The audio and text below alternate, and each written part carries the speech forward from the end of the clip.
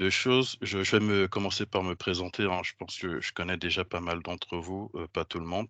Donc je suis Jean-Victor, avant-vente, sur le brand Huawei, côté Haro. Donc je m'occupe exclusivement de Huawei. Je couvre tout le portfolio, réseau comme, stockage et aussi, serveur avec la gamme Xfusion.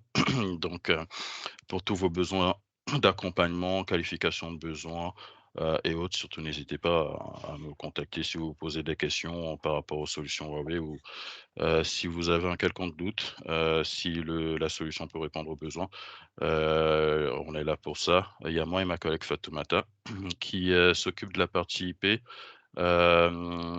bientôt stockage également. Donc voilà, n'hésitez pas à nous solliciter si jamais vous avez des projets ou quel que soit le besoin technique. Donc aujourd'hui, je vais vous parler des solutions, stockage et on va voir aussi la nouvelle solution de virtualisation DCS, Huawei. L'agenda, il est un peu, il y a pas mal de choses dont j'ai envie de vous parler. Donc on va commencer par un refresh de la gamme. Certains parmi vous connaissent déjà la gamme, d'autres pas. Ensuite, on va faire une démo, d'essai. Je vais vous montrer un peu à quoi ressemble la solution. DCS, c'est la solution de virtualisation Huawei. Elle va venir en concurrence de VMware et Proxmox. Donc en troisième partie, on fera un sizing. Je vous montrerai en gros comment faire un sizing des baies Dorado. On va faire un focus sur la Dorado, donc d'une baie qui va venir en repository, SAN, de votre infra de Virtu. Et on va finir, si j'ai le temps, parce qu'il y a vraiment pas mal de choses, on va finir avec un petit refresh de la partie ID Hub, pour vous montrer un peu vite fait, la gamme, ID Hub, qui est une solution de collaboration intelligente avec un tableau intelligent. Je pense que vous connaissez tous la solution, sinon je vais vous en parler, brièvement. Donc voilà, on va commencer. N'hésitez pas à me couper si jamais vous avez des questions ou interrogations. Heu, voilà. Donc sur la gamme stockage, elle est plutôt vaste et enfin assez claire et concise. Stockage primaire, stockage de masse et la partie backup de données avec l'Ocean Protect. Je vais faire plus un focus sur la partie Dorado, mais je vais quand même vous parler des autres solutions si demain le besoin se fait sentir. Hem, la Dorado, déjà, la Dorado, c'est une solution full flash. C'est la solution full flash, Huawei. Donc elle va venir, pour, tout ce qui est scénario de base de données ou stockage de virtualisation. C'est une solution qui a un tarif, un rapport performance-prix particulièrement intéressant, surtout par rapport à la concurrence. Donc le tarif, il est vraiment, intéressant. Je vous donnerai une idée, après en fin de webinaire quand on va faire le sizing. Donc en entrée de gamme, ça va être la Dorado 2000, 3000. Alors, il y a depuis quelques semaines une nouvelle baie qui s'est positionnée entre la 2000, on va dire, et la 3000. C'est la 2100 qui est une baie NAS. La 2000 fait uniquement SAN et son penchant, c'est la 2100 qui va faire NAS également. Sinon, on reste sur les mêmes specs. Donc si on a besoin d'une, solution SAN et NAS, ça va être la 3000. On est toujours sur de l'entrée de gamme, mais l'entrée de gamme, comme je dis souvent Huawei, l'entrée de gamme chez Huawei, c'est pas forcément, le même chez la concurrence. Parce que la 3000, c'est une baie, qui vient en entrée de gamme, mais avec un rapport performance-prix, et surtout des performances particulièrement élevées. Vous le verrez quand on va faire le sizing tout à l'heure. Donc en milieu de gamme, on va avoir la 5000 et la 6000. Le Shamster 5000, 6000, on reste sur des baies de U. Et on augmente en cache, avec, la capacité de disque. D'ailleurs la 5000, elle peut aller de mémoire jusqu'à 32 disques, je pense sur un contrôleur, ce qui est 32 ou 36 sur un contrôleur, heu, ce qui est plutôt, pas mal. Et en haut de gamme, on va avoir la 8000 et la 18000. Donc, nous, chez Haro, les besoins que vous nous faites parvenir, majoritairement, ça va être autour de la 2000, 3000 et 5000. Beaucoup plus 2000, 3000. Si on va, je reçois beaucoup de demandes sur du SAN, donc ça va être la 2000. Pensez plutôt en termes de volumétrie, pour faire vraiment simple. Dès lors qu'on dépasse les 15 Tera, la 3000 avec le taux de dédupe, là je parle d'environnement SAN, hein, stockage de virtualisation notamment. Dès qu'on va dépasser les 15 Tera, qu'on va être autour des 20 Tera, la 3000 va être plus intéressante. Mais si on est autour de max 15-20 Tera, alors c'est la 2000 qui va principalement répondre aux besoins. Après la 5000, ça va être plus pour des questions de perf, notamment dès lors qu'on va dépasser les 200 Tera par exemple. Donc les baies Dorado, c'est des baies SAN et NAS. Mis à part la 2000 dont je vous parlais, ou la 2100, la 2000 spécifique SAN, la 2100 spécifique NAS. Sinon, à partir de la 3000, c'est SAN et NAS. Bien sûr, il y aura des licences à ajouter en fonction de si vous souhaitez du SAN, il y a une licence spéciale, spécifique pour le SAN. Si vous souhaitez du NAS, il y a une licence pour le NAS. Si vous souhaitez les deux, vous avez la licence pour les deux. Vous pouvez avoir une licence de chaque. Mais grosso modo, vous avez la possibilité d'avoir du SAN NAS. Demain, si vous voulez faire, par exemple, du fichier et en même temps d'avoir du stockage de virtu en SAN sur la baie, vous avez cette possibilité-là. Donc, une autre feature clé de la Dorado, mis à part les performances qui sont élevées en full flash, c'est la haute dispo. C'est des becs en haute capacité de haute disponibilité avec l'architecture Huawei Smart Matrix qui permet en fait de permettre la perte d'un contrôleur de jusqu'à 7 contrôleurs sur 8, ce qui permet d'assurer un haut taux de haute disponibilité. Et ça, c'est un point qu'on aime souvent mettre en avant chez Huawei, c'est que c'est la seule solution NAS et SAN sur laquelle, enfin, c'est la seule solution du marché sur laquelle vous pourrez faire du NAS et SAN en haute dispo, en actif-actif. Donc ça, ce sera via la fonctionnalité Hypermetro. Ceux qui connaissent déjà un peu Huawei, ceux parmi vous qui connaissent déjà un peu Huawei, je pense qu'ils ont dû déjà pas mal l'utiliser, cette fonctionnalité-là, qui est la fonctionnalité pour mettre en place un cluster actif-actif. Et en plus d'Hypermetro, vous avez la fonctionnalité HyperCDP qui vient se positionner un peu comme protection anti-ransomware. L'idée, ce sera de pouvoir de mettre en place des snapshots réguliers et permanents jusqu'à minimum 3 secondes, je crois, 3 ou 5 secondes, de manière à pouvoir revenir sur la version, avoir un taux de RPO assez intéressant. Donc là, je vais passer sur la Ocean Protect. Surtout, n'hésitez pas, si vous avez des questions, à m'interrompre. Donc en mid-range, vous avez la X6000. Je précise, il y a une baie qui est sortie également récemment, qui est la X3000, qui vient se positionner en entrée de gamme. Sinon, vous avez la X6000, X8000 et X9000. Donc nous, les demandes qu'on a aujourd'hui, ça va tourner plus autour de la X3000, X8000. Mais l'Ocean Protect, grosso modo, qu'est-ce que c'est? C'est une appliance dédiée à la sauvegarde. Huawei est parti du principe qu'aujourd'hui, toutes enfin, pas toutes, mais une grande majorité de BEP pour du stockage primaire, aujourd'hui, elles sont en full flash.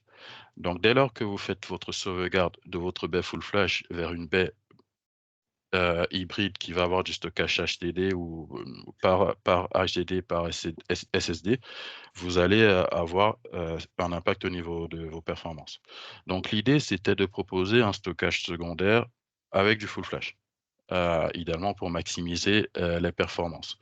Et de cette baisse secondaire-là, vous pourrez mettre en place un archivage également vers du cloud ou même vers du disk tape ou du Blu-ray. Et vraiment, l'idée, c'est de maximiser les performances, non seulement en sauvegarde, mais aussi en restauration. Et en ajoutant à cela un haut taux de data réduction, de déduplication. Alors là, vous le voyez sur la slide, c'est du 72 pour 1. Ça, je pense, ça a été atteint en laboratoire dans des conditions spécifiques. Mais, moi, ce que je peux vous dire, c'est que sur l'Ocean Protect, c'est que vous allez avoir des performances, au moins équivalentes à ce que fait la concurrence, voire mieux. Un exemple tout bête, c'est, l'utilisation de l'Ocean Protect avec Vim.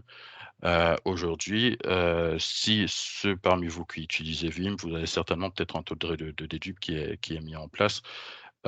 Demain, vous passez sur l'Ocean Protect, ce sera au mieux, le même taux de dédupe, sinon mieux. Donc, voilà, je vais passer, sur la Pacifique. Donc pour terminer sur le refresh de la gamme. Donc la Pacifique, c'est dédié au stockage de masse, notamment tout ce qui est big data, qui va générer, une grande quantité de données. Aujourd'hui, dès lors qu'on approche le pétabyte de données, si vous avez des projets avec, ces gros taux de volumétrie-là, surtout pensez à la Pacifique. Donc ça peut répondre aux besoins avec 2 modèles phares, un en SSD, et un en HDD, la 9950. Sur les 2 modèles, on est sur du 5U. Donc, avec, la 9950 qui va privilégier les perfs et la 9550 qui va privilégier un peu plus la densité et la volumétrie. Donc, je prends quelques secondes pour vous demander si vous avez des questions avant qu'on ne passe à DCS, hem, qui est la nouvelle solution de virtualisation. Enfin, nouvelle, elle existait déjà, mais il y a eu des améliorations et avec ce qui se passe avec VMware, donc Huawei, clairement, on sent qu'on a une carte à jouer. Donc là, je vais essayer de vous montrer globalement, comment se présente la solution, vous donner un peu des équivalents par rapport aux solutions que vous utilisez aujourd'hui, notamment VMware. Donc DCS, alors de quoi est composée la solution? DCS déjà, c'est la solution globale de virtualisation. Hem, Ça va être la solution globale avec, EDME. EDME qui va vous permettre de manager vos ressources stockage, mais aussi réseau. EDME, grosso modo, on sera plus, sur de l'hyperconvergé, telles que des solutions Nutanix, par exemple. EDME va vous permettre de manager l'ensemble de vos ressources. Maintenant, mis à part EDME, qui est la première couche que vous voyez là en bleu, vous avez, la couche de virtualisation proprement dit. Donc elle va être constituée de quoi? De VRM, qui va être l'équivalent de votre vCenter, de CNA, qui va être l'équivalent de SX et de Fusion Compute, qui va être l'équivalent du vSphere donc l'interface web qui va vous permettre de gérer l'ensemble. C'est quelques mots-clés que vous pouvez garder en tête, à travers la démo qu'on va faire ensemble. Grosso modo, mes ESX, je vais les appeler les CNA. VRM, ça va être l'interface, le vCenter, et l'interface web globale, ça va être Fusion Compute. Je pense que certains d'entre vous connaissent déjà Fusion Compute et certains d'entre vous peuvent se poser la question: «Est-ce qu'il est possible de faire la migration, heu, d'un environnement VMware ou Hyper-V vers, Fusion, Compute?» Et la réponse est oui. Là, ça va se passer comment? Ça va se passer avec l'outil, Migration Director. Migration Director, grosso modo, ça va être un outil web qu'on va installer, via une VM ou via un serveur physique, peu importe et donc il va avoir un scan de VRM, VRM qui est l'équivalent du vCenter. On va déclarer, la source comme le vCenter, donc côté VMware et la cible, ce sera, VRM côté Huawei. Et ensuite, il va avoir un scan des VM. Donc l'outil va faire un push de l'agent, dans la VM, dans chaque VM pour une analyse, complète. Il va avoir un scan de la VM, scan du disque, du CPU, de la taille de la RAM, des drivers et cetera. Et ensuite, l'agent, il va valider la migration. Il va dire, OK, la VM, la migration, elle est possible pour... Et vous allez sélectionner en gros la VM que vous souhaitez migrer en déclarant, OK, je veux migrer la VM qui a telle adresse IP vers mon VRM, donc qui est côté Huawei. Et ensuite, l'agent, il va terminer en faisant une synchro vers le VRM avec le déploiement, l'installation de l'OS, etc., la copie des disques de la VM. Donc, c'est comme ça que ça va se passer, grosso modo. Le dernier point que vous voyez sur la slide, en bas à droite, Professional Migration Service, il est important. Il est important dans le sens où Huawei, on va pas vous laisser seul pour faire ces étapes de migration là. L'idée, c'est qu'on vous accompagne. Donc, c'est un point important dès lors que vous partez sur la solution DSS avec une idée de migration d'un vCenter vers VRM, l'idée c'est de soustraire également au Professional Service et d'avoir un package DCS plus Professional Service afin qu'on puisse vous accompagner sur la migration. Donc, là, on va passer à la démo. On va passer à la démo. Hop. Surtout, n'hésitez pas si vous avez des questions qui vous viennent à l'esprit. Alors, avant de commencer la démo, je vais vous montrer rapidement ceci. Attends, je vais faire ça. Alors, vous pouvez avoir envie de tester les solutions, Huawei. Et, ça c'est un point que je souhaitais vous montrer également, c'est les spécifications. Les Je te spécifications. coupe, Jean-Victor, c'est parce qu'il y a Oui. des petites questions dans le chat. Ah, merci, bien vu, Delphine. Je t'en prie. Ah, migration bidirectionnelle possible ou pas? Ça, c'est une bonne question. Je n'ai pas l'info. Je n'ai pas l'info. Je vais me la noter, Fatou, si tu peux la noter. Je vais la noter, ouais. S'il y a la possibilité effectivement d'effectuer la migration, du coup, j'imagine de VRM vers le vCenter. OK. Parfait, pas de souci, Laurent. Je la note et je reviendrai vers toi là-dessus. Erasure Code, Alice, ça c'est pour la protection, enfin c'est lié aux erreurs. En gros, c'est un algorithme qui va en fait essayer de détecter les erreurs de lecture-écriture. C'est quelque chose dans ce sens-là, notamment pour le RAID. C'est une technologie de correction d'erreurs. Donc voilà, je vais garder un œil sur le chat si jamais vous avez d'autres questions. N'hésitez pas. Alors, donc ça, c'est les spécifications pour les prérequis en termes de vCPU, de RAM, de taille de disque, en fonction du nombre d'hôtes que vous prenez en fonction du nombre de VM. Je vous le mets dans le chat, comme ça, vous avez l'info. Je vous l'enverrai également, n'hésitez pas si jamais besoin. Donc là, vous aurez toutes les spécifications pour VRM. Et donc, je parlais de la partie lab. Donc, il y a ce site-ci, je vais vous le mettre sur le chat également, pardon. Ça s'appelle O3 Community. C'est un site que Huawei vient de lancer qui est vraiment pratique. Je vous le dis parce que j'ai commencé à l'utiliser tout récemment, notamment pour préparer ce webinaire. Oui, allez, il y a du achat DRS, effectivement. Je vais te le montrer tout de suite. Mais il y a les fonctionnalités classiques que vous utilisez avec VMware, vous allez les retrouver là. Donc, quand vous êtes sur O3 Community Lab, vous allez dans la partie Learning. Dans la partie Learning, vous avez en gros des tutoriels, des slides tutoriels et des vidéos. Ça concerne toutes les solutions Huawei. Ça concerne la partie All Flash, les solutions All Flash, tout ce qui est actif, l'Ocean Protect. Par exemple, là, on est en train de parler de DCS. Donc, si demain vous voulez plus d'infos sur DCS, première chose, vous avez le roadshow. Surtout, n'hésitez pas, il y a pas mal de roadshows qui vont avoir lieu. Je vais vous montrer rapidement les dates tout à l'heure en fin de webinaire. Vous en avez un sur Paris le 4 avril. Les avant-ventes, Huawei vous attendent avec impatience, ils sont chauds.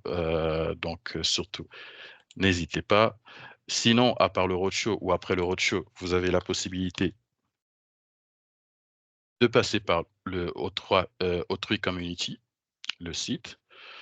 Et du coup, dans la partie Learning, Guided Learning, vous sélectionnez ce qui vous intéresse. Donc là, j'ai pris DCS. On s'enregistre. Là, vous avez le contenu. Donc, DCS, Virtualization Solution Introduction and New Features. Et vous avez également des infos sur Fusion Compute. Fusion Compute qui est du coup l'équivalent de vSphere. Donc, on fait Continuous. Et là, vous avez des slides. Donc là, c'est des slides sur Fusion Compute. Donc là, vous avez des slides complets. On ne peut pas les télécharger pour le moment, mais j'ai fait une remontée à Huawei dans ce sens-là pour que ça puisse être téléchargeable. Vous avez des vidéos. Voilà, qui expliquent la totalité des slides. Donc surtout, n'hésitez pas à aller jeter un coup d'œil Est-ce si, qu'il y a un si jamais vous simulateur? voulez des infos. Est-ce qu'il y a un simulateur? Oui, il y a le simulateur. Alors, ça va être ce que je vais montrer par la suite. Ça va être le simulateur, ça va être dans Online Lab. Dans Online Lab, on sélectionne en fait en fonction de ce qui nous intéresse. Là, on est en train de parler stockage, donc on va être dans Data Storage. Si ça va être de l'IP, vous avez ce qu'il faut dans Data Communication. Là, vous avez par exemple un simulateur pour la Dorado, Ocean Store Dorado. Donc là, il faut cliquer simplement dessus. On s'enregistre, donc appointment. On sélectionne son créneau. Donc si on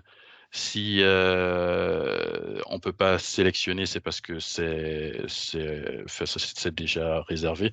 Moi, je ne peux pas le faire parce que j'ai déjà pris un créneau pour DCS. Mais grosso modo, vous sélectionnez juste votre créneau horaire, vous faites OK, vous allez dans To Be Used, et là, vous aurez la possibilité de démarrer le simulateur. Donc, grosso modo, enfin, vous l'avez pour plein de trucs. Moi, ce que j'ai choisi, c'est Fusion Compute pour pouvoir vous montrer justement l'interface. Donc, vous avez la Pacific, vous avez infrastructure hyperconvergée, vous avez vraiment tout. Donc là, on va aller sur Fusion Compute. Donc, alors, je vais revenir sur la fenêtre que j'avais déjà ouverte. Donc voilà, c'est ce que je vous disais. Dans l'onglet To Be Used, on fait Start. Et là, on peut démarrer. Donc ça, je vais actualiser la page au cas où. Donc voilà, là, je suis bien sur un PC distant, enfin un serveur distant. Et là, j'ai l'interface de Fusion Compute. Si je reviens sur l'accueil, je vais revenir sur l'accueil. Donc là, on est sur l'équivalent du vCenter, VRM. Donc on a l'ensemble de nos hôtes, on a nos VM, on a voilà, les informations sur les différentes ressources, CPU, mémoire, stockage. On a des petits tutoriels qui sont pas mal. Alors l'équivalent du vSAN pour l'usage de l'hyperconvergence, il me semble que oui. Ali, je ne saurais pas te dire dans l'option exacte. Je me note également ça pour te dire où ça se trouve. Mais justement, sur VRM, si demain, voilà, vous voulez faire votre petite démo, vous avez ici le Online Help qui est très pratique. je le dis très sincèrement parce que ça n'a pas toujours été le cas côté Huawei. Mais ça, c'est pratique. Vous avez des tutoriels en gros sur, tout, comment créer votre VM, comment gérer les autres, clusters, la partie stockage. Donc si jamais, vous vous posez des questions, sur comment mettre en place, telle ou telle, fonctionnalité, vous aurez la réponse ici. Il y a toutes les informations, dans le Online Lab. On clique juste, si je reviens sur Fusion Cube, juste pour vous montrer ici en haut à droite, on clique sur le point d'interrogation et on va avoir Online Help. Donc, pour manager, pour gérer les ressources, on va venir ici dans le deuxième onglet, ressources pool, et là, c'est là où je vais pouvoir gérer l'ensemble des ressources de mon VRM. Donc on a le summary, on a la partie configuration, cluster. Là, c'est configuré en cluster avec avec 2 hôtes. J'ai 2 hôtes de CNA, et dans chaque hôte, il y a une machine virtuelle qui tourne, une machine virtuelle dédiée à VRM, dans chaque hôte. Donc on va, ensuite, vous avez un dossier qui a été créé pour les templates. Il y a la possibilité, bien sûr, de créer des templates. Dans l'onglet stockage qui est également intéressant, on va pouvoir voir, les différents data stores, sur le VRM. Storage device, pour pouvoir effectuer un scan. On peut également ajouter, des ressources de stockage. Là, par exemple, on voit qu'il y a un stockage SAN qui a été ajouté et un stockage qui est associé à mes 2 hôtes. Je peux voir rapidement les hôtes qui sont associés à ce stockage-là. Enfin, c'est les hôtes qui sont présents sur le site. Est-ce qu'il y a la nécessité d'installer l'équivalent des VM Tools sur les VM? Alors oui et non. Nécessité dans l'idée de créer la VM, pas nécessairement. Après, c'est recommandé comme sur VMware. Si on crée une VM Windows 10, c'est toujours, bon, je prends cet exemple-là, c'est toujours mieux d'ajouter, le VM Tools pour pouvoir monter tous les drivers, et cetera. Il y a la même fonctionnalité, aussi sur VRM. Donc l'ajout de ressources de stockage, ça se fait très simplement. On va sélectionner le type, de stockage qu'on souhaite ajouter. Pas de souci, Maxime. On va sélectionner soit si on veut du stockage SAN, si on veut du stockage NAS en NFS par exemple, si on veut de l'Evol, voilà, ou du Scala. Et après, ça se fait comme habituellement, on va entrer si on prend du stockage SAN, par exemple, on va entrer le nom, le user chap, et cetera, l'adresse IP, de notre stockage, et cetera. Donc là, je vais utiliser le stockage SAN qui est déjà, présent. De toute façon, étant sur un serveur distant, je ne pourrais pas, ajouter, une baie qui est chez moi. On a la partie réseau également. Recycle Bin pour la corbeille. On a également des règles de sécurité. GPU pour la partie ressources GPU et USB Device Pool. Donc, on va faire un test tout simple, c'est de créer une VM, le BABA, pour que vous voyez à peu près comment ça se passe. Ça se fait tout en haut, à droite, c'est là que vous avez les fonctionnalités les fonctions, les opérations proprement dit. Par exemple, je peux ajouter un hôte, je peux créer une VM. Là, on va faire une création de VM, tout bêtement. Donc, je vais créer un VM. C'est vraiment comme vous ne serez pas dépaysé par rapport à vCenter. On peut créer un template, on peut faire un clone ou importer la VM. Donc là, je vais créer une VM, je vais l'appeler VM Webinar Arrow.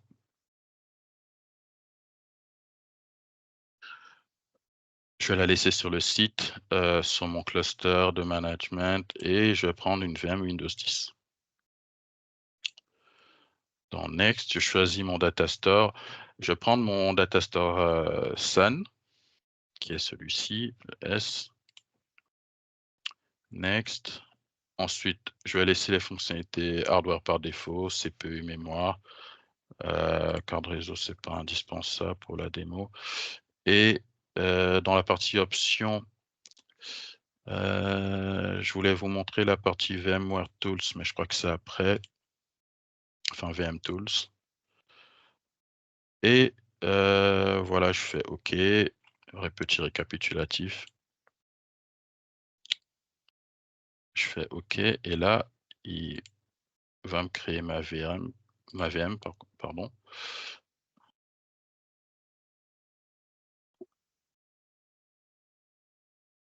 Par contre, j'ai pas spécifié l'autre. Bah, il a mis dans l'autre 2. Alors, maintenant, ma VM, elle est démarrée. Normalement, elle a démarré automatiquement. Si je clique log with VNC Advance, normalement, elle va pas booter. Voilà, c'est normal, c'est parce que j'ai pas indiqué l'ISO. Donc, ce que je vais faire, c'est que je vais fermer ça. Je vais venir ici dans la partie configuration de ma VM. Et je vais aller là dans hardware. Et dans hardware, ici, je peux monter mon ISO. Donc, je vais sélectionner monte file CD. Je choisis mon ISO. Enfin, là, il va apparaître les datastores. C'est le datastore local, il n'y a pas d'ISO dessus. Sur le datastore SAN, là, j'ai quelques ISO qui sont présents. Donc, je vais sélectionner Windows 10. OK. Je reviens sur le summary de ma VM. Je me relog via VNC. Et là, logiquement, il va falloir que je la redémarre. Je crois que je peux le faire. Habituellement, je la reboot, mais je crois que je peux le faire ici. Ouais, je crois que ça va être ça. Alors, no bootable device, normalement, ça doit être bon. Je reviens dans configuration. Est-ce qu'il m'a bien validé mon ISO? Ah non, il n'a pas validé mon ISO. Okay. Je sélectionne à nouveau mon ISO. OK. Ah, j'ai pas fait OK. OK, il m'indique bien que là, c'est bien monté. Là, je le vois bien en mounted. Je reviens ici. Je fais login. On va faire ça. Voilà, hop, et là, ça fonctionne. Donc là, il va booter sur l'ISO de Windows 10 pour du coup procéder à l'installation de l'OS. La question que vous pouvez vous poser, c'est la possibilité de migrer la VM. Ça, on va faire le test. J'ai également la possibilité de la cloner, de créer un template.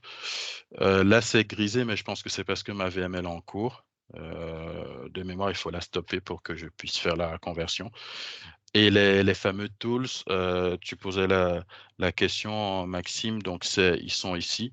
Donc, si je veux monter les tools VMware, enfin VMware, les VM tools, ça va être ici. Donc là, par exemple, je les ai montés. Et maintenant, on va faire un test pour voir, enfin tester une des fonctionnalités que vous utilisez, je pense, assez souvent sous VMware, c'est vMotion. Donc on va migrer à chaud la VM de mon CNA1, enfin de mon CNA2 vers le CNA1. Et pour ça, ça va être alors, ça va être ici, dans Migrate. On va faire un Migrate. On va peut-être changer uniquement l'hôte. On va faire un change de l'hôte en priorisant le service. Après, vous avez la fonctionnalité soit de changer uniquement le datastore, soit les deux, comme sous vCenter. Timeout, je le laisse par défaut à 60 minutes. Je vais prioriser le service. Donc, je sélectionne ma destination.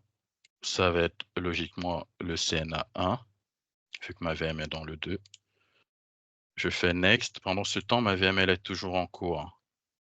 Elle est toujours en cours. Donc, d'ailleurs, on va laisser par défaut. On va pas s'embêter.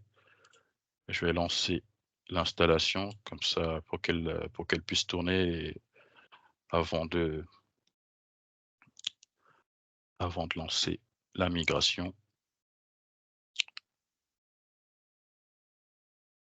OK.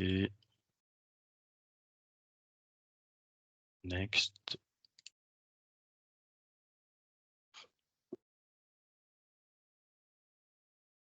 Alors, pendant qu'il tourne, je continue ma tâche de migration. Donc voilà, je vais changer l'hôte en priorisant les services, je fais OK. Ah, la VM ne peut pas être migrée parce qu'il y a les VM tools qui sont montés. OK. Je vais démonter le VM tools. Avant ça, je m'assure que les drivers next. Alors,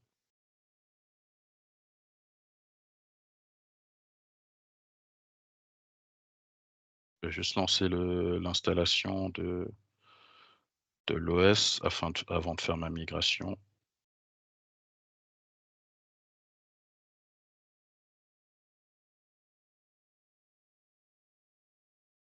Non divers smartphones. OK. Alors, ce qu'on va faire, on va faire un rescan. Et en attendant, je vais aller démonter le tools. Donc, je reviens dans la configuration de ma VM, dans hardware. Et je vais chercher les VM tools.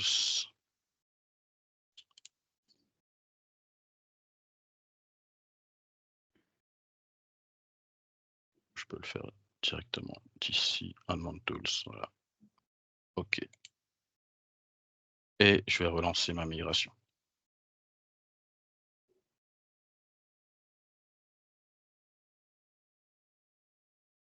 Donc on va rester sur la migration de l'hôte. Un document comparatif des fonctionnalités VMware. Là, tout de suite, je ne l'ai pas, Ali, mais je peux te trouver ça.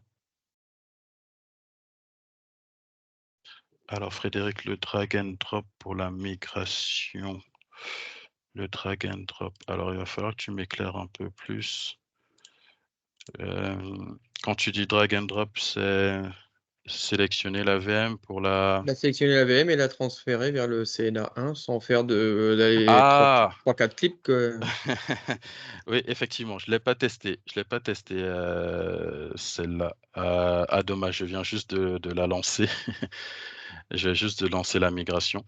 Mais écoute, on va le faire en live, hein, on va voir. On va le voir. Dès que ça se termine, on va essayer de le faire. Une Voilà. question, est-ce que Huawei Mmh. propose pour les partenaires, la possibilité de télécharger, tout ce qui est Fusion Compute DCS, quoi? De le télécharger, tu veux dire pour des tests démo? Pour des tests internes, ouais. Il faudrait que je me renseigne là-dessus. Je n'ai pas entendu cela, mais je me renseigne là-dessus. Fatou, tu peux noter la question, s'il te plaît, ainsi que la question d'Ali pour les documents comparatifs des fonctionnalités. J'avais une autre question, moi, sur la possibilité de l'installer dans un workstation pour avoir ça sur un poste et faire des démos assez rapides sans aller. Ouais, je pense que ça rentre aussi dans la question qu'Alain a posée. Je vais me renseigner là-dessus, grosso Merci. modo, pour que vous puissiez la tester facilement. Alors, on va essayer le drag and drop. Et ça n'a pas l'air de fonctionner. Ça n'a pas l'air de fonctionner. Donc, Fatou, note quand même la question, s'il te plaît, pour la possibilité de drag and drop. Parce que étant sur un PC distant, peut-être il y a une subtilité. Mais grosso modo, vous avez vu la migration de l'hôte, en tout cas, elle s'effectue de manière plutôt fluide. Ali, tu posais la question, je pense, sur Ouais, alors, vSphere Achat. moi j'ai plusieurs Vas-y. questions, mais Mmh. on pourra peut-être les aborder par team, enfin Oui, pas de souci. mail. Pas de souci. Juste, moi, ce qui m'intéressait surtout, c'est la partie toutes les éditions que vous proposez, ainsi que les modes de licence. Alors, on va le voir. On va le voir D'accord, dans ok. la partie Ah, ça sizing. marche, très bien. Et on va le voir. Tu vas voir pour la partie cotation, c'est super simple. En fait, Ok. du coup, je pense que je vais basculer, parce que le temps défile, je vais basculer sur la partie sizing. Juste pour terminer sur la partie démo, il y avait Sphere Achat. Il y a également la fonctionnalité, l'équivalent de DRS. DRS, voilà, qui va être DRX ici chez Huawei. Ok. Donc, il y a la possibilité de créer des règles pour la migration automatique en fonction de la charge, de l'usage, etc. Donc, il y a grosso modo les fonctionnalités que vous utilisez le plus Des règles sous le d'affinité Center. aussi, non? D'affinité, d'anti-affinité, comme dans. Je pense aussi, j'ai pas testé DRS encore, j'ai pas vu toutes les règles les policies avec lesquelles on peut jouer. Mais dans tous les cas, ici dans la partie Online Hub, comme je vous montrais, il y aura toutes les infos là-dessus. Il y aura toutes les infos, achat, policy, pour un cluster. Donc ça, c'est la partie équivalent vSphere achat. Donc il y a vraiment tout ce qu'il faut, il y a pas mal de fonctionnalités. Donc, s'il y en a qui vous intéressent un peu plus, vous n'êtes pas sûr, vous voulez une info rapide, n'hésitez pas à m'envoyer un mail. Autre option, encore une fois, venez au roadshow. Là, vous aurez toutes les infos. Pour ça, je pense Ah, que vous avez peut-être un document qui fait la comparaison des fonctionnalités avec VMware. oui, Ça serait je dois peut-être plus pouvoir simple plutôt que de poser toutes les questions techniques, parce qu'il y en a Non, tellement. ça c'est vrai, mais il n'y a pas de souci, je vais te trouver ça. Alors, on va passer à la partie sizing. Je vais vous montrer rapidement, vous allez voir, c'est vraiment simple pour DCS. Donc, alors, on commence par DCS. Comme ça, on termine avec la partie DCS. Donc, je vais l'appeler. Ça se passe sur SCT. Je pense que vous avez tous accès à SCT, en tout cas, en tant que partenaire Huawei. Si ce n'est pas le cas, vous pouvez avoir un compte pour avoir accès à SCT. Donc, sizing DCS. On va ajouter du coup la référence. On va juste taper, est-ce que ça fonctionne si je tape DCS? Oui. Donc si je tape juste DCS, ça va être la toute première référence, DCS Virtualization Suite. On l'ajoute, on fait closed, et ensuite on va dans la référence. Alors, le système de cotation, il est très simple. On choisit la version DCS, la toute dernière c'est la 8.6. Ensuite, on va rester en license plus SNS. SNS, en gros, c'est un support dédié au soft. Et si vous avez besoin d'un DVD, mais sinon, aujourd'hui, on installe beaucoup plus en VM. Et le mode de license, c'est simplement ça. On va le coter par CPU. À la différence de VMware où la cotation, le licensing, c'est par cœur. Ici, Cœur ça va être par CPU. CPU. C'est ça. Donc, supposons vous avez 5 hôtes. 5 hôtes avec chaque hôte qui est en dual CPU.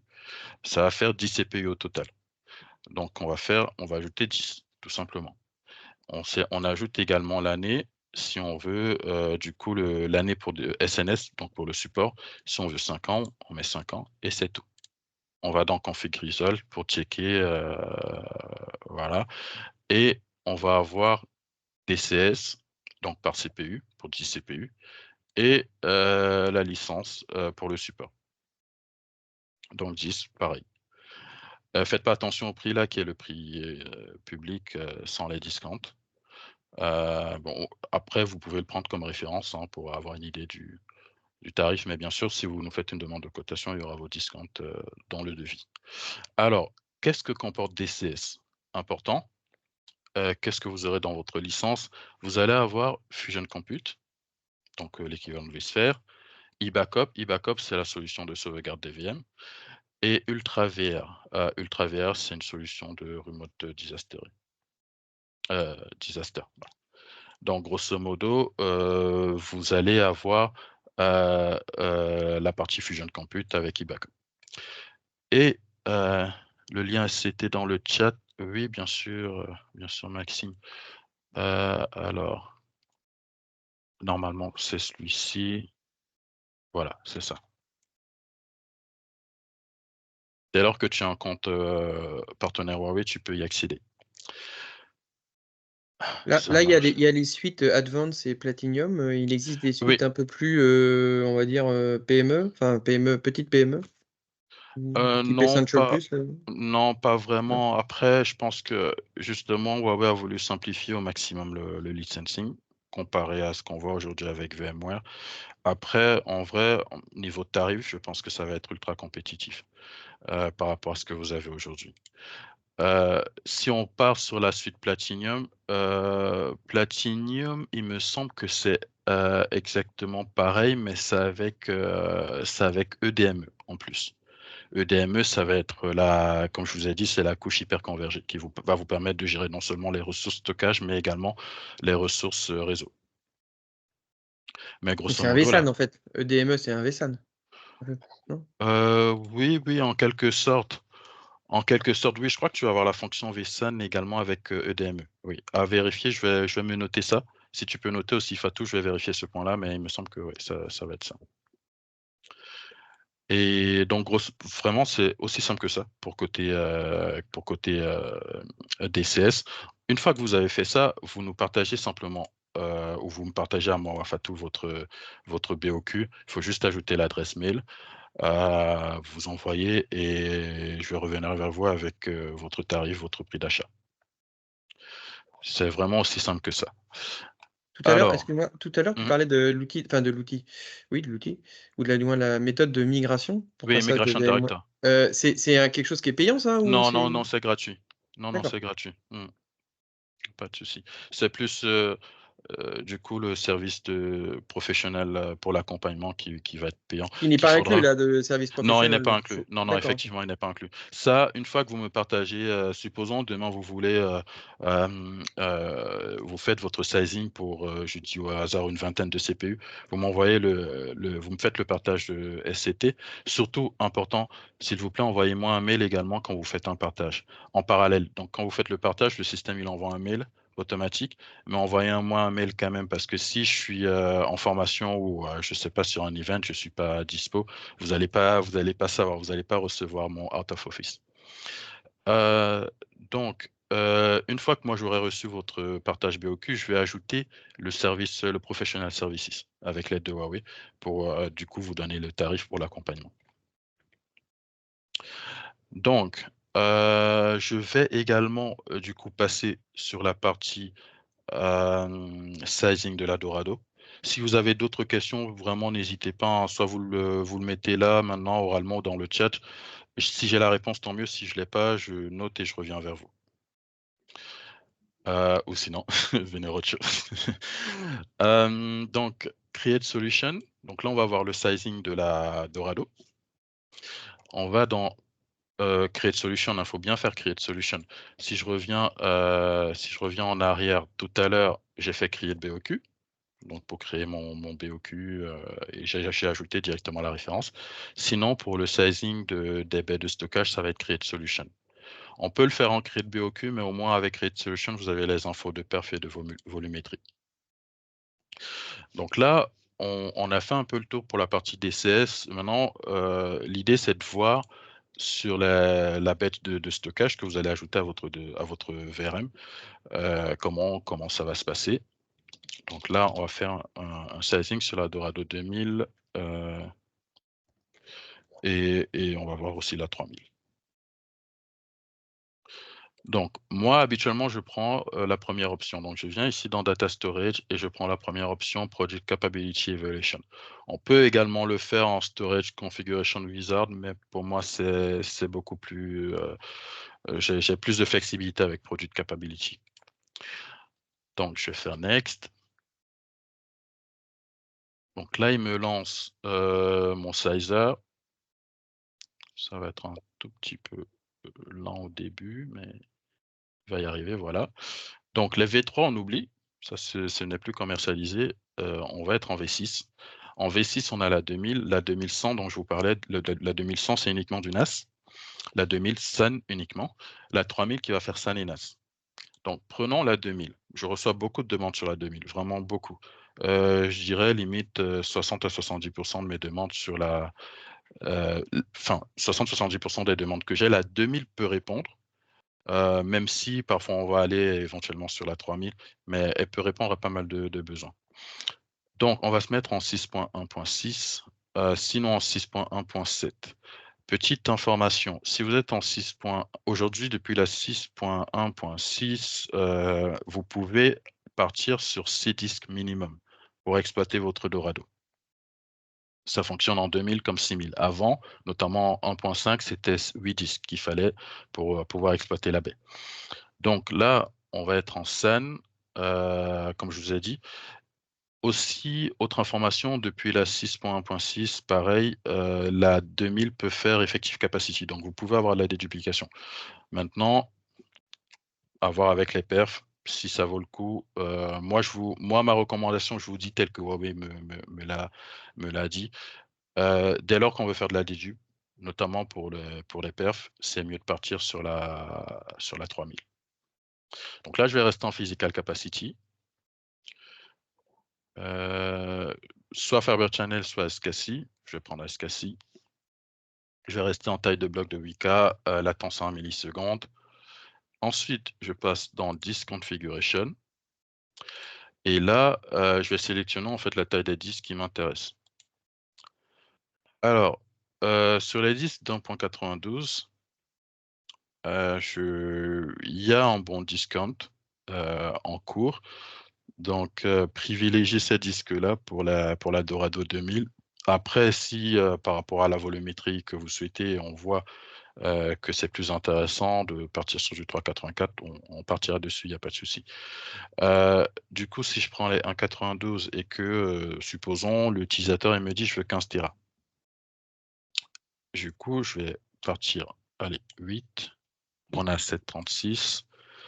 Si je passe sur 13 disques, on a 15. Parfait. Donc, je suis parti sur un hotspare à un disque.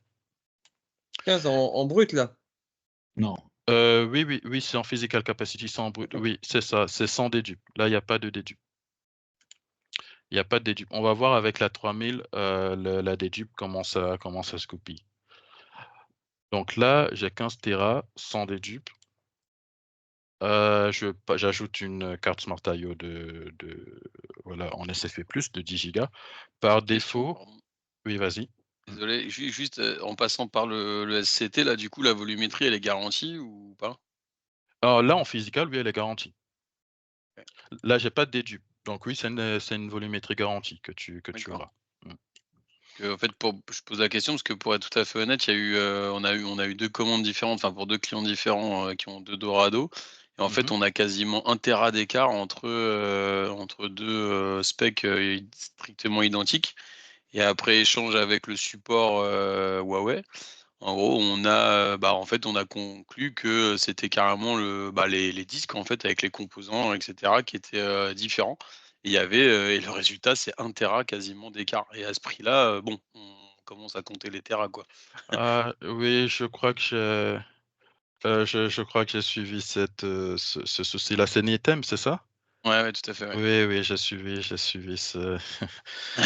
suivi le ça. sujet est remonté.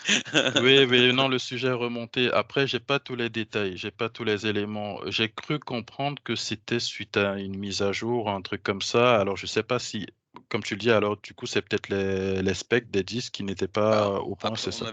on a vérifié avec le support et en fait, il y a eu après analyse, les disques sont les bons. Par contre, les composants, du coup, des disques à l'intérieur n'étant pas les mêmes, en fait, Mmh, le résultat final, grappe, et RAID monté, c'est 1 téra, en fait et d'accord. c'est fou. Alors, moi, ce que je vais te recommander pour l'avenir, pour éviter ce genre de soucis, c'est que tu fais ton sizing, comme on est en train de le faire là. Mmh. Tu prends tes captures, ou notamment, tu n'as même pas besoin de capture. Si je fais Next, tu as une fonctionnalité en fait. Quand tu vas faire un export, je vais te le montrer. Mmh. Si tu fais l'export ici, tu coches tout ça.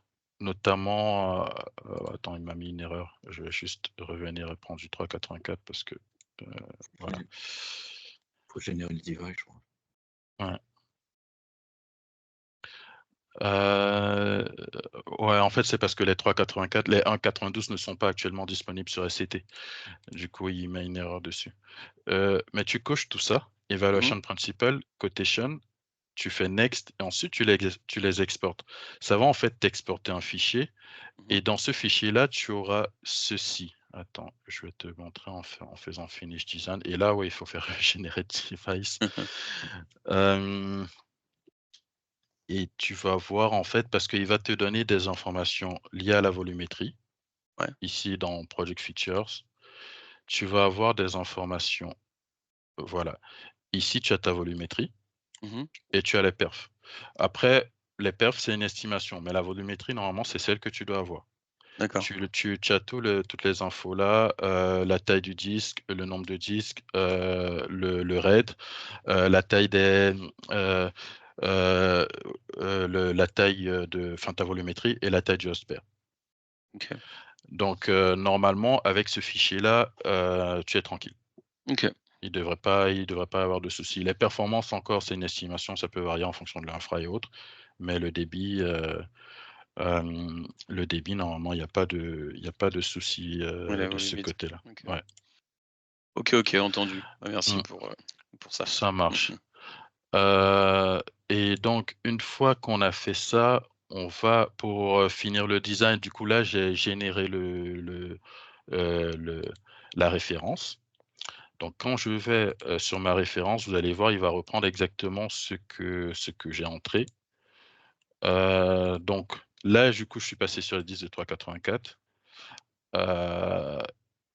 Ici, je ne vais pas dire c'est important, mais pensez, comme le dit souvent un avant-vente Huawei, Benoît Fix, pour sauver la planète, pensez à mettre PDU Style.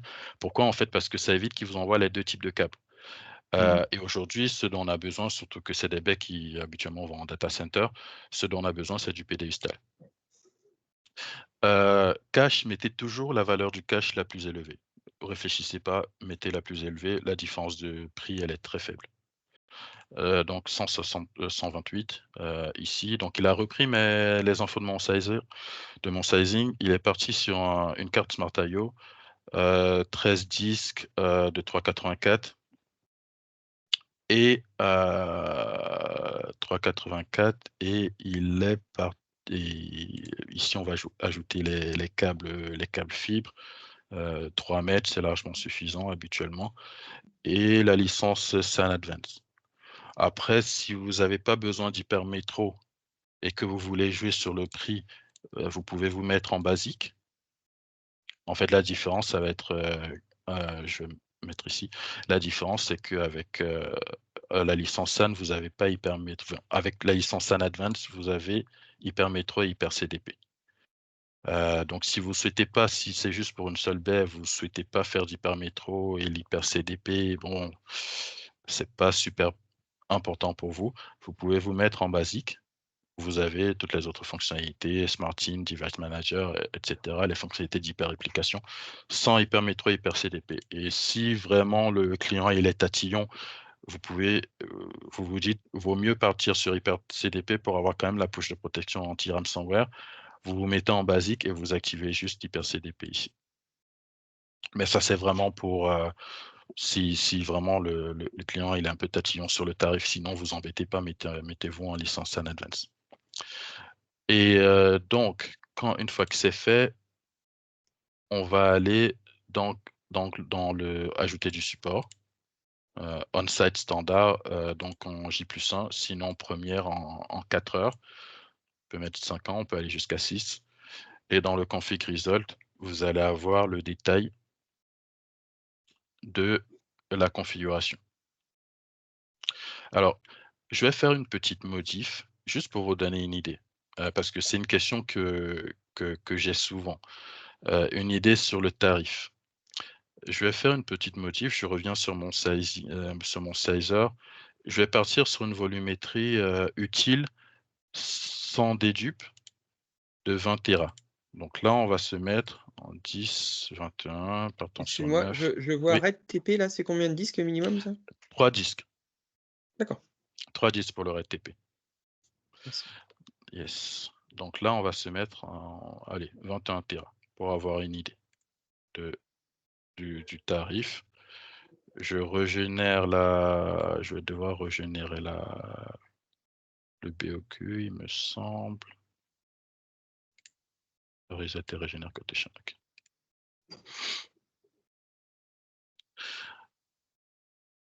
Donc là, je régénère mon sizing. Donc là, il va me remettre à jour mes nouvelles specs. Vous voyez, il remet tout à jour. Si je veux de la dedupe, ça va être ici en effective capacity. Mais comme je vous ai dit, privilégiez la 3000 pour la dedupe. Donc là, il m'a bien mis mes 10 disques de 3,84. 3 mètres. Voilà. Et j'ajoute le support 5 ans. Donc là, c'est pour vous donner une idée du prix public, pour que vous voyez un peu la différence par rapport à la 3000. Donc là, on a 67 000. Il faut quand même une erreur. Qu'est-ce qu'il me manque? Ok, juste yes ici.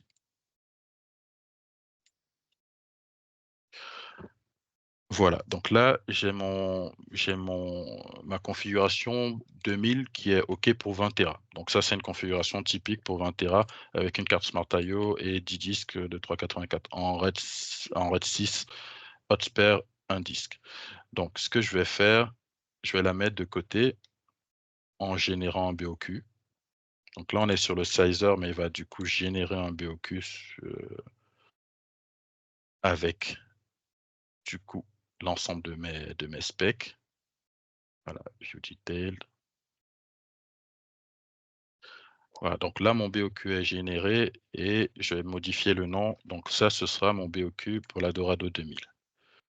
Je la conserve de côté et je reviens sur mon sizer où je vais passer sur une 3000. On va faire maintenant le sizing pour la 3000. La 3000 est Donc, moins chère. tu penses qu'elle est moins chère? Oui, j'ai fait le test. Ah, on voit que tu connais bien les produits. Du coup, on fait le test. Alors, maintenant, il faut voir si tu as fait le test avec l'effective capacity ou pas, avec la déduplication ou pas. Là, on va faire le test avec la déduplication. On se met en NVMe. Honnêtement, vous embêtez pas avec du SAS aujourd'hui sur la 3000. Hein. Nitem, ils savent bien. Donc, passez sur du NVMe. On va partir sur un taux de dédupe qui est safe, on va dire, sur du VMware et Hyper-V. C'est 2,5. Où on va faire, moi, comme je le fais d'habitude, avec les licences. Licence générale, ça, vous pouvez aller jusqu'à 2 pour 1 en dédupe. Standard édition, vous pouvez aller jusqu'à 3,5. Et Enhanced Edition, c'est plus de 3,5. Ces messages, ils touchent jamais. Donc ça, c'est Huawei qui valide. Moi, en général, à moins que le client ne spécifie, je me mets en général édition avec un taux à 2 pour 1 et je mets un engagement sur le taux de déduplication pour que le client il puisse recevoir des disques qui comblent la volumétrie si jamais elle n'est pas atteinte. Donc, n'hésitez pas à le solliciter. Hein, ça, honnêtement, pour l'apport, pour le prix supplémentaire que ça inclut, vous serez tranquille pour moi, pour la durée de la licence que vous allez prendre. Donc, on va continuer sur la 3000. On va rester sur du 384, cette fois-ci en NVMe. On a dit 20 Tera, c'est la cible. Donc, si je pars sur 8 disques, on est déjà à 30. Et là, je suis sur un taux de dédupe de 2 pour 1, avec une licence en General Edition. Pour vous faire le point, je vais faire le point sur la licence quand on va être sur le BOQ. Ce sera beaucoup plus simple pour que vous compreniez. Donc, ici, on est toujours sur... j'ai conservé une carte Smart I/O de 10 Go, SFP+, optique. En perf, on a 110K. Je ne vous ai pas montré les perfs sur la 2000, mais c'est plus ou moins pareil. Je pense que sur la 2000, ce sera légèrement plus, vu qu'il n'y a pas la dédupe. Par contre, Jean-Victor, il y a quelque Mhm. chose que je ne comprends pas au niveau des perfs, si je peux me permettre. Dis-moi. Oui, dis-moi. Quand là, on a choisi default, donc c'est du 8K, Mhm. d'accord? Et par contre, si on est dans un environnement de VMware de virtualisation, on sélectionne VSI, qui Oui, est en haut. c'est Il va ça, nous, c'est vrai. voilà, il va nous le passer à 16K. Ah, là, il est ce qui resté est sur 8, demandé. mais oui, tu peux jouer avec la taille des blocs. Oui. Et quand on précise 16K, j'ai constaté que c'était moins performant que C'est si moins on laissait performant. uniquement. D'accord. J'ai Et je jamais fait comprends le pas pourquoi. test, mais ouais, j'ai jamais fait le test. Après, c'est une estimation. J'avoue que dans les faits, j'ai pas encore eu l'occasion de tester, de faire un test de perf sur la baie en direct pour Là, voir à si peu c'est une près ce que ça estimation, donne. la différence est quand même importante. Oui, elle est importante. Elle est importante. Maintenant, à voir si on se met en physical capacity, juste pour voir si on reste sur la même estimation de perf ou pas. Tu vois, ça monte un peu plus. Mais ouais, je pense qu'ils ont fait une estimation. Je ne sais pas exactement sur quoi ils se sont basés. Mais oui, ils font une estimation sur la taille des blocs va jouer. Et si tu mets également la dédupe ou pas, ça va jouer également. Après, ça donne une estimation. C'est plus pour avoir une tendance du range en termes d'IOPS sur lequel tu vas être, je pense. Et taille des blocs, on va rester là-dessus. Capacity indicator, on est passé sur 36. On va revenir modifier. 8. Alors. Ah oui, c'est parce que j'ai modifié le taux de dédupe. Donc en revenant sur 2 pour 1, on est à 29. Et là-dessus, je vais générer mon BOQ. Hop. Next. Generate device, generate quotation.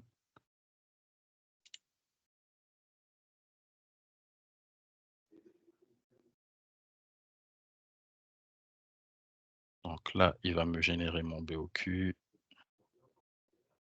Et je vais pouvoir...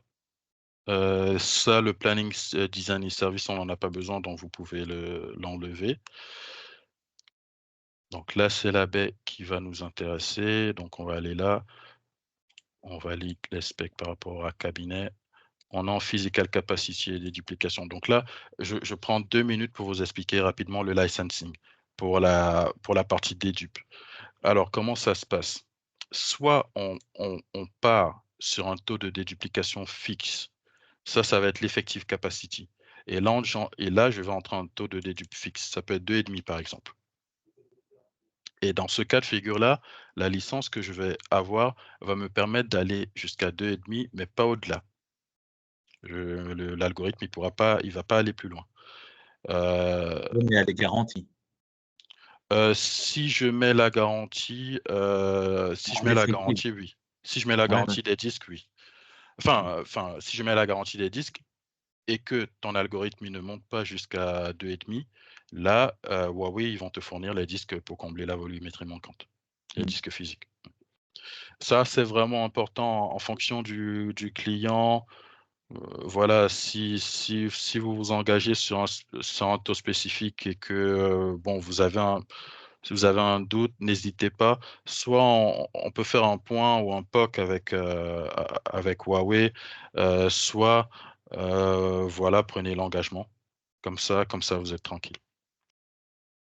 Donc ça, c'est le premier mot de licensing. Et la licence, elle sera cette licence-ci, licence de Capacity License. Donc une licence liée à l'effective capacity pour ce taux de 2,5. Ou sinon, l'autre option, c'est de partir sur des licences soit en General Edition. Vous avez en cliquant sur le point d'interrogation bleu, là, on a le détail. Soit en General Edition, avec un taux de dédupe qui pourra aller jusqu'à 2 pour 1. Soit en standard, avec un taux qui pourra aller jusqu'à 3,5. On va dire entre 2,5 et 3,4. Et plus de 3,5, ça va être le Enhanced Edition. Mais ça, à valider avec Huawei. Moi, en général, encore une fois, à moins que le client me demande spécifiquement un taux plus élevé, je ne vais pas dépasser les 2,5. je vais partir en général édition, ce qui est déjà pas mal, ou alors en standard édition. Un exemple concret, c'est que VMware, aujourd'hui, moi, pour avoir pas mal discuté avec Huawei là-dessus, le son de cloche que j'ai, 2,5 en taux de dédupe, il n'y a aucun souci sous VMware ou Hyper-V. Ça peut même aller jusqu'à 3 sans trop de soucis. Si on dépasse les 3, là, il n'y a pas de garantie. Et moi, j'ai pas encore eu de retour utilisateur. Bon, Nitem, là, c'est l'un des premiers que j'ai, mais encore là, c'est pas lié au taux de dédupe, c'est un cas spécifique. Mais j'ai pas eu de retour d'utilisateur où un taux de 2,5 n'avait pas été atteint, par exemple. Donc, si on part là-dessus, on part sur du General Edition avec un taux de 2,5. Je me mets en PDU Style pour les câbles d'Alim. On est à 8 disques de 3,84. On va prendre les 3 mètres pour les câbles fibres. On ajoute la licence 5 ans et on va voir grosso modo le tarif. Alors Alain, tu disais que ce sera moins cher, mais tu vois, alors si je reviens sur le config-result, le config-result, c'est là où vraiment vous avez toutes les infos de ce qui va apparaître sur votre devis. Il faut bien vous mettre en quantité supérieure à 0. Si vous vous mettez en null, il va vous mettre toutes les références, tous les produits pardon, qui sont associés à la référence que vous avez ajoutée dans SCT. Donc là, c'est tous les produits qui sont associés à la référence Dorado 3000. Donc en se mettant en quantité supérieure à 0, il indique bien uniquement ce qui va apparaître sur le devis. Donc là, il y a la baie avec les 2 cartes Smart I/O, une carte par contrôleur, 8 disques de 3,84, les câbles fibres, il y a un câble fibre par port, la licence SAN Advance et la licence pour la déduplication qui va du coup effectuer la déduplication sur l'ensemble des disques, c'est-à-dire 8 fois 3,84 Tera, soit 31 Tera. Et la déduplication sera effectuée pour un taux de 2 pour 1. Et donc, c'est pour avoir une volumétrie. C'est vrai que là, on a une volumétrie supérieure, on a une volumétrie à quasiment 30 Tera, mais on est à 120 K en prix public, bien sûr. Là-haut, sur la 2000, on était à 71. Ah ouais. Je l'avais Donc, fait en démo au BOQ. Ouais, démo BOQ, là, effectivement, il te met. Démo BOQ te met les discounts automatiquement. Mais voilà, alors sur la Dorado 2000, j'ai fait une simulation à 21 Tera. Sur la 3000, j'étais à 29 Tera. Mais quand on voit la différence de prix, je pense que c'est pas les 8 Tera manquants qui vont faire la différence. Donc, honnêtement, dès lors que vous voulez faire de la dédupe pour plus de 20 Tera, autour des 30 Tera, on va dire autour des 30 Tera, partez sur la 3000. Si on est sur moins de 20 Tera, surtout considérez la 2000, parce que je pense que voilà, le rapport performance-prix va être plus intéressant. N'hésitez pas également, comme je disais à Maxime tout à l'heure, n'hésitez pas à exporter votre BOQ avec toutes les informations. Tenez, je vais le faire là, comme ça je vais vous montrer concrètement à quoi ça ressemble. Donc, hop, hop. Donc, une fois que je l'exporte, hop, je vais faire ça. Il va me créer un fichier Excel avec le tarif et il y aura également un deuxième fichier Excel.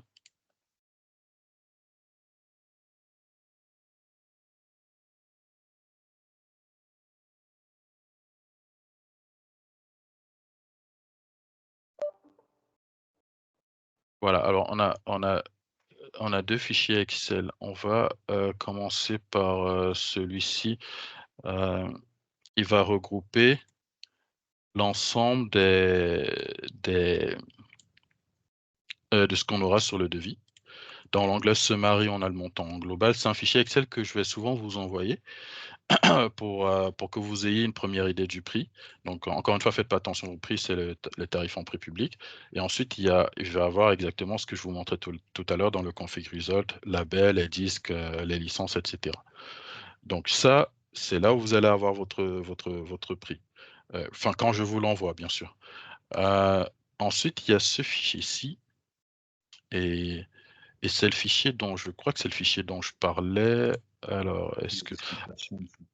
Alors, lui, il va donner des infos par rapport à la capacité, par rapport à la taille, et notamment par rapport à la déduplication.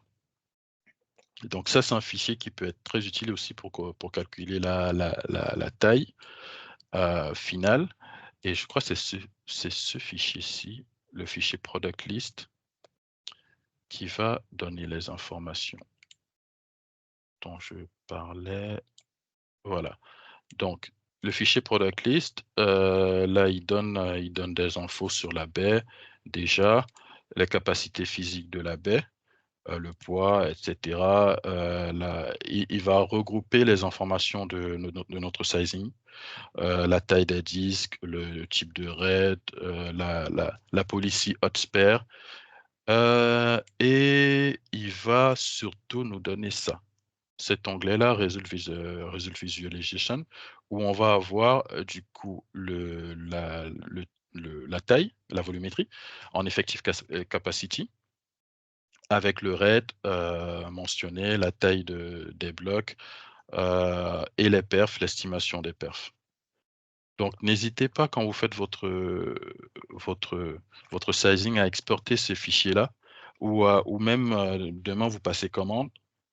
Comme l'a dit Maxime tout à l'heure, pour éviter ce type de soucis liés à la volumétrie finale qu'on aura, n'hésitez pas à exporter ce fichier-là, vous le mettez dans un coin, comme ça vous êtes tranquille. Si demain il y a un souci après, vous pouvez sortir et montrer à Huawei et dire voilà, en gros, l'estimation que j'ai eue du sizer sur la volumétrie. Donc voilà. Et j'ai largement débordé, du coup, je vais m'arrêter là. Je vais juste terminer quand même en vous parlant d'ID Hub, qui est un écran intelligent pour la partie collaborative, qui vous permet de supprimer tout ce qui est microphone, vidéoprojecteur, câble, etc. Vous avez tout sur l'écran. Caméra intégrée, la possibilité de se connecter, de partager en fait ce que vous avez sur votre PC via ID Share Key, soit le logiciel, soit le dongle. Vous avez un dongle également que vous pouvez brancher à l'écran et ensuite brancher sur votre PC, qui va faire la synchronisation de l'affichage de votre PC vers l'écran ID Hub. Il y a 3 modèles disponibles, soit en 85, 75 et 65 pouces, ID Hub S2, ID Hub B3, ID Hub Board 2.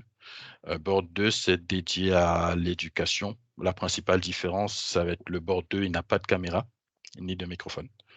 B3, pardon, le tarif est très intéressant avec caméra et microphone depuis la version B3. S2, vous avez l'ensemble, vous avez vraiment toutes les fonctionnalités. Vous avez le microphone qui peut capter jusqu'à 12 mètres. Vous avez le BIOM. Le BIOM, c'est Bring Your Own Meeting. En gros, c'est la capacité à pouvoir facilement partager soit votre PC, soit votre smartphone sur l'écran. Et voilà, c'est un écran particulièrement intéressant avec de belles performances, notamment en termes de latence. Surtout, n'hésitez pas. Si demain vous avez envie que je vous en parle un peu plus, que je vous fasse une démo, un POC ou autre, n'hésitez pas à me solliciter. Voilà, il y a pas mal de choses dont je voulais vous parler. Aujourd'hui, j'ai essayé de faire au mieux. J'ai noté, je pense, Fatou, avec l'aide de Fatou, la majorité de vos questions. Je vais revenir vers vous individuellement là-dessus au plus tôt. Mais surtout, si vous avez la possibilité, n'hésitez pas à venir au roadshow. Parce que vous allez apprendre encore plus de choses, notamment si vous êtes intéressé sur la partie DCS. Pour ceux qui sont proches de Rennes, je sais que Benoît Fix, il va avoir un focus sur DCS lors du roadshow de Rennes. Je vous partage rapidement les dates, comme ça vous les aurez. Comme ça, vous pourrez vous organiser au mieux. Juste pour avoir l'info, excuse-moi, je Mmh. vois une question de Claire Bouzin là, qui m'intéresse quand même. C'est compatible avec Vim, DCS là? DCS avec Vim, alors j'ai pas l'info, je vais pas te dire de bêtises, il faut que je Et j'avais vérifie. cru voir que c'était pas forcément le cas et qu'il fallait justement l'outil de backup de Huawei. E-backup, c'est possible, c'est possible. Pas e-backup, hein, leur autre suite, il y a un autre truc. Ocean Protect, peut-être, Ouais, qui qui inclut est peut-être. Ouais, l'appliance de c'est peut-être ça. backup. Ouais, Alors, l'appliance de backup Ocean Protect, mais Je me c'est... permets aussi, mais en effet, la réponse m'intéresse également. Savoir D'accord. l'intégration, en tout cas l'interopérabilité entre les deux produits, quoi, Vim et DCS, ouais. D'accord, ça marche. Fatou, si tu peux noter également la question, s'il te plaît. Merci. Et Merci. il n'y a pas de souci. Je vais checker tout ça et revenir vers vous au plus vite. Et du coup, pour terminer sur le roadshow, les roadshows, le prochain, il sera à Bordeaux. Là, vous avez les dates tout en bas. Vous avez Toulouse qui est aujourd'hui, du coup. Sinon, Bordeaux, je serai à Bordeaux, à Paris également, et Lyon. Je vais pratiquement tous les faire. Donc là, vous avez les dates en fonction des régions où vous êtes. Surtout, n'hésitez pas. Je sais que sur Bordeaux, il y aura un atelier Ocean Club stockage dans l'après-midi, l'après-midi du 28 mars. Paris, il me semble que ce sera le cas aussi. Lyon, j'ai pas la confirmation, mais je pense que oui. Rennes, c'est sûr. Benoît Fix, il va faire un focus là-dessus. Et Lille, le Grégory National, je n'en doute pas une seconde. Donc voilà, merci beaucoup, messieurs et mesdames, pour Merci. votre présence déjà. On aura Et le lien encore une avec la fois, présentation? Ouais. oui, normalement, oui. Ok, super. Ok. Très bien. Bonne journée. Merci Merci beaucoup, en à tout cas, tous. bonne journée. Bonne journée. Au revoir. Bonne journée. Au Au revoir. revoir. Merci, bonne journée. Bonne journée.